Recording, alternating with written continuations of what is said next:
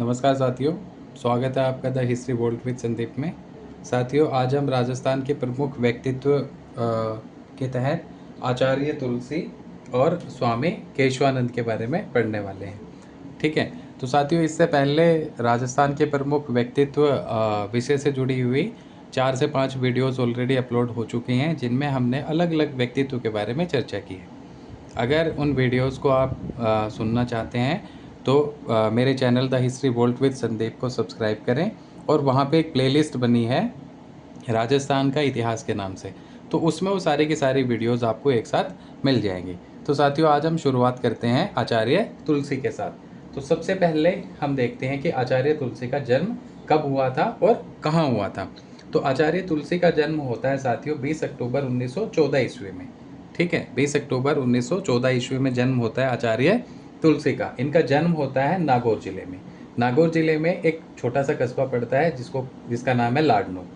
तो नागौर के लाडनू में 20 अक्टूबर 1914 ईस्वी को जन्म होता है आचार्य तुलसी जी का। ठीक है, अब ये इतने अहम व्यक्तित्व और प्रमुख व्यक्तित्व कैसे हैं? तो साथियों, इन्होंने एक आंदोलन शुरू किया था और उस आंदोलन का नाम था अणुव्रत आंदोलन।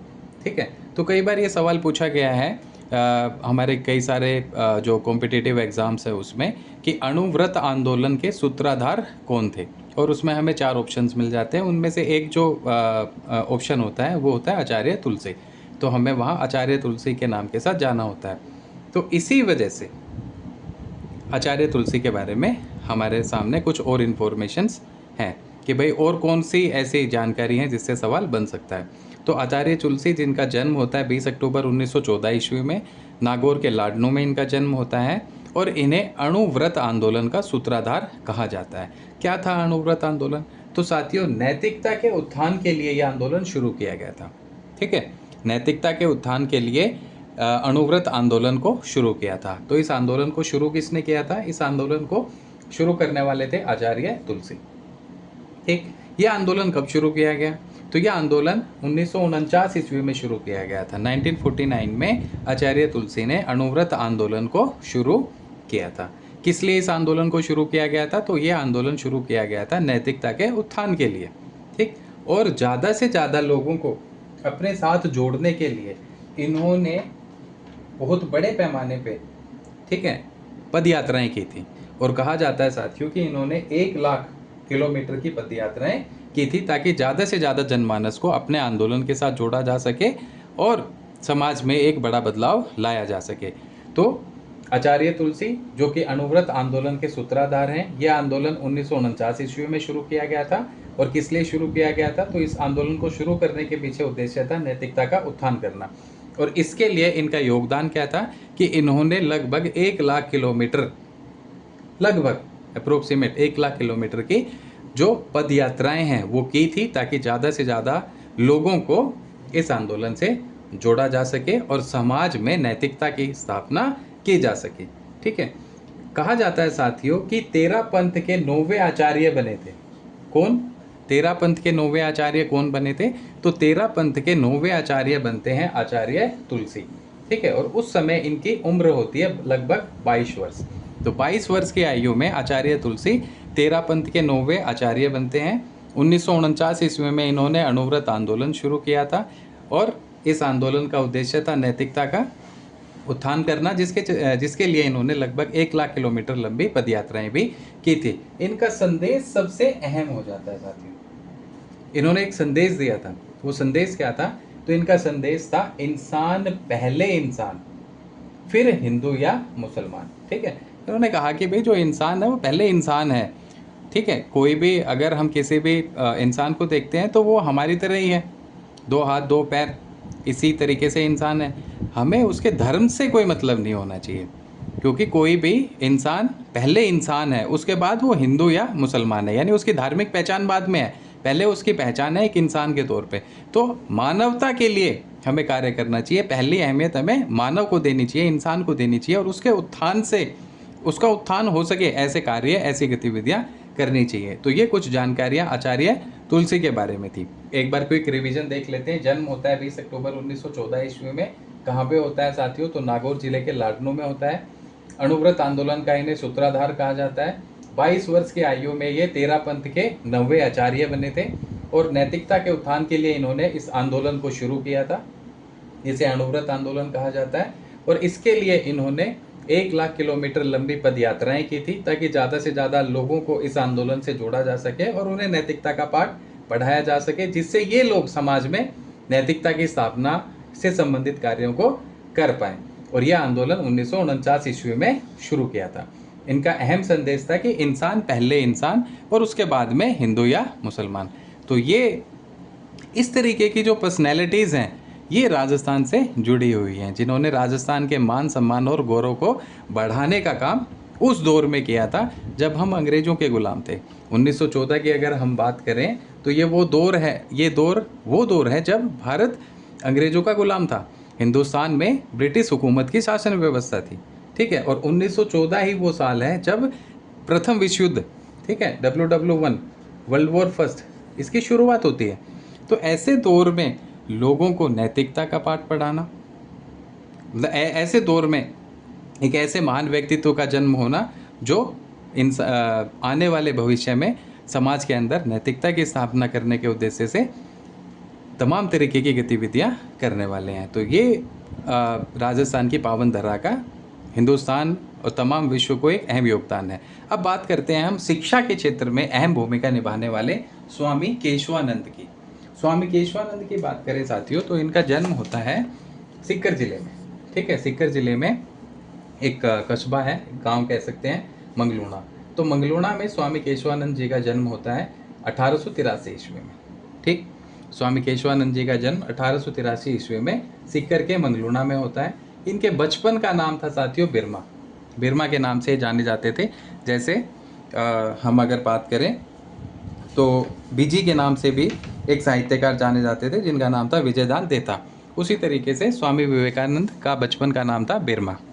कहा जाता है साथियों गांधी जी से ये बड़े ज़्यादा प्रभावित थे, ठीक है। गांधी जी से बहुत ज़्यादा प्रभावित होने के चलते 1921 से 1931 ईस्वी, ये जो 10 वर्ष का एक दशक का जो टाइम पीरियड था, इस टाइम पीरियड में स्वामी केशवानंद ने स्वाधीनता आंदोलन में भाग लिया।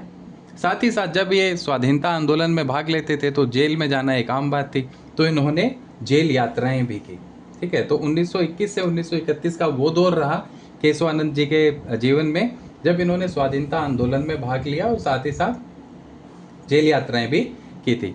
1944 से 1956 इस दौर की अगर बात करें तो इस दौर में इन्होंने बीकानेर के रेगिस्तानी गांव में लगभग 300 पाठशालाएं स्थापित की थी। 300 पाठशालाएं खुलवाई थी। किसने? स्वामी केशवानंद जी ने। कहाँ पे? बीकानेर के जो रेगिस्तानी गांव हैं उन गांवों में। किस समय? 1944 से 1956 के दौरान। तो ये इनका एक अहम योगदान है शिक्षा के क्षेत्र में। साथ ही साथ कहा जाता है 1932 ईस्वी में इन्होंने संगरिया में एक जाट विद्यालय था, तो इस जाट विद्यालय का संचालन का जिम्मा इन्होंने संभाला। साथ ही साथ इस विद्यालय को मिडिल स्तर से एक महाविद्यालय स्तर तक पहुंचाया। किसे? इस जाट विद्यालय को, जो कि संगरिया में संचालित था। इसके संचालन का जिम्मा मिलता है 1932 ईस्वी में स्वामी केशवानंद जी को। और इन्होंने अपनी गतिविधियों से, अपनी कार्यशैली से इस विद्यालय को मिडिल स्तर से महाविद्यालय स्तर तक पहुंचाने का काम किया। और इस महाविद्यालय में तमाम तरह के विषयों का अध्ययन करवाया जाता था, जैसे कि कला, कृषि, विज्ञान, इसके अलावा शिक्षक प्रशिक्षण भी यहाँ दिया जाता था, ठीक है। तो ये इनका एक अहम योगदान शिक्षा के क्षेत्र में रहा था। तो स्वामी केशवानंद जी के बारे में अगर फिर से देखें तो इनका जन्म सीकर जिले के मंगलूणा गांव में हुआ था 1883 ईस्वी में। बचपन का इनका नाम बिरमा था और 1921 से 1931 तक इन्होंने स्वाधीनता आंदोलन में भाग लिया था और जेल यात्राएं की थी।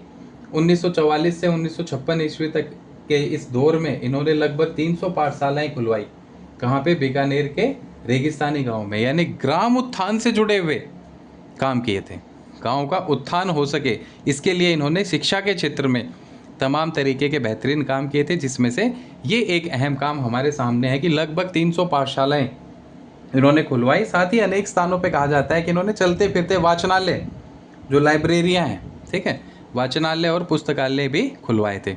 और 1932 में एक जाट विद्यालय जो संग्रिया में संचालित था उसके संचालन का इन्हें जिम्मा मिला और अपनी कार्यशैली से इस स्कूल को इन्होंने महाविद्यालय के स्तर तक पहुंचाया, जिसमें कृषि, कला, विज्ञान जैसे तमाम विषयों के ऊपर अध्ययन करवाया जाता था।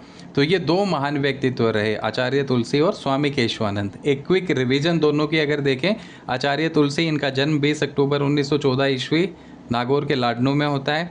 अणुव्रत आंदोलन का सूत्रधार इन्हें माना जाता है। 9वें आचार्य बनते हैं तेरापंथ के। इस समय इनकी उम्र 22 वर्ष थी। 1949 ईस्वी में यह आंदोलन, अणुव्रत आंदोलन शुरू किया था, जिसका मकसद था नैतिकता का उत्थान करना, जिसके लिए लगभग 1 लाख करोड़ माफ़ कीजिएगा जिसके लिए लगभग 1 लाख किलोमीटर की पद यात्राएँ की थी। और इनका संदेश था कि इंसान पहले इंसान, फिर हिंदू या मुसलमान। स्वामी केशवानंद, शिक्षा के क्षेत्र में योगदान। बीकानेर के रेगिस्तानी इलाकों में लगभग 300 पाठशालाएँ खुलवाई, वाचनालय खुलवाए, पुस्तकालय खुलवाए। साथ ही साथ 1932 में संगरिया के जाट विद्यालय का जब इन्होंने संचालन का जिम्मा लिया तो उस विद्यालय को मिडिल स्तर से यूनिवर्सिटी लेवल तक लेके गए और वहाँ पे तमाम विषयों का अध्ययन करवाया जाता था। 1921 से 1931 तक ये स्वाधीनता आंदोलन में सक्रिय रहे और कई बार जेल यात्राएं भी की। और जन्म की बात करें तो 1883 ईस्वी में सीकर के मंगलोना में होता है और बचपन का नाम इनका बिरमा था। तो साथियों, इस तरीके से ये दो महान व्यक्तित्व के बारे में जानकारियाँ हैं। तमाम तरीके के क्वेश्चंस बनते हैं। जन्म पूछा जाता है स्वामी केशवानंद जी का, ठीक है। ये वाला सवाल पूछा जाता है कि बीकानेर के रेगिस्तानी गांव में 300 पाठशालाएं खुलवाने का काम किसने किया।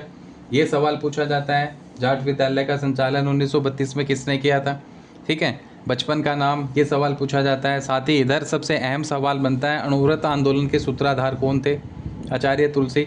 जन्म कहाँ हुआ, लाडनू नागौर, ये पूछा गया कई बार, ठीक है। संदेश को एक सवाल के तौर पे पूछ लिया जाता है कि भाई ये संदेश किसका था, ये आंदोलन कब शुरू हुआ था और इस आंदोलन का उद्देश्य क्या था, ठीक है।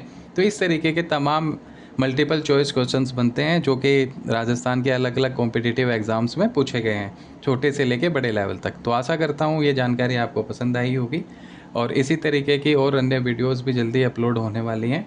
तो साथियों, अगर आपको ये जानकारी पसंद आई है, अच्छी लगी है, तो अपने अन्य साथियों के साथ शेयर करें। हमारे हिस्ट्री चैनल का नाम है the history volt with Sandeep और इस पे इंडियन हिस्ट्री, वर्ल्ड हिस्ट्री और राजस्थान हिस्ट्री से जुड़ी हुई तमाम तरीके की वीडियोस ऑलरेडी अपलोडेड हैं। तो आज के लिए इतना ही, जल्द ही मिलते हैं नेक्स्ट वीडियो में। धन्यवाद।